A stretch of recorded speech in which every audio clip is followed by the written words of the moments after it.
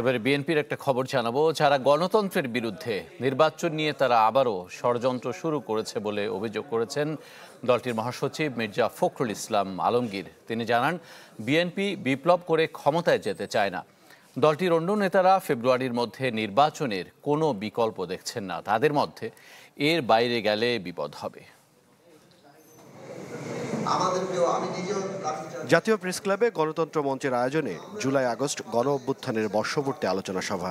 এতে বিভিন্ন দলের নেতারা বক্তব্য দেন।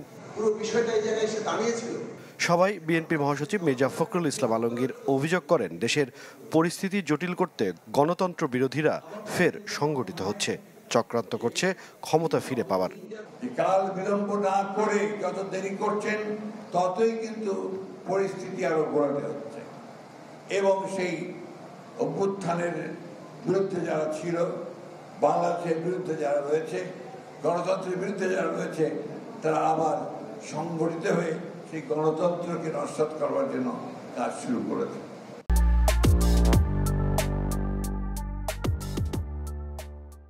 রাজধানীর বনানীতে এক গোল টেবিল আলোচনায় অংশ নিয়ে বিএনপির স্থায়ী কমিটির সদস্য সালাউদ্দিন আহমেদ শঙ্কা জানিয়ে বলেন, নির্বাচন যত সামনে আসবে ততই বাড়বে গুজব ও অপপ্রচার।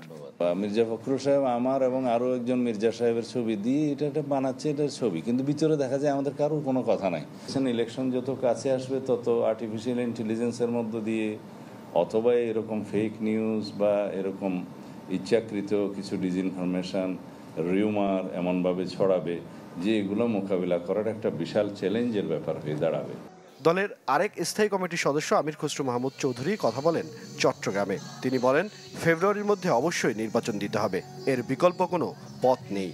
পরিবর্তন কি হবে এই দেশের জনগণ সিদ্ধান্ত নেবে। সুতরাং ওই যে সংস্কারের কথা বলা হচ্ছে, সনদের কথা বলা হচ্ছে, সব ঠিক আছে, যতটুকু ঐক্যমত হবে তার বাইরে সময় নষ্ট না করে আমাদের তারেক রহমান সাহেবের সাথে ডক্টর ইউনূসের যে মিটিং হয়েছে লন্ডনে, যেখানে আমি নিজে উপস্থিত ছিলাম, সেখানে ফেব্রুয়ারির প্রথমার্ধে নির্বাচনের মাধ্যমে বাংলাদেশের জনগণের মালিকানা আমরা ফিরিয়ে দিতে চাই। জেলার লেডিস ক্লাবে বাংলাদেশ শিক্ষক সমিতি ত্রিবার্ষিক সম্মেলনে আমির খসরু আরও বলেন, দেশের মানুষ বহুদিন ধরে প্রতিনিধি বেছে নেওয়ার অপেক্ষায় আছে, তারাই ঠিক করবে কি পরিবর্তন হবে। সুতরাং হিরণ খান, চ্যানেল 24, ঢাকা।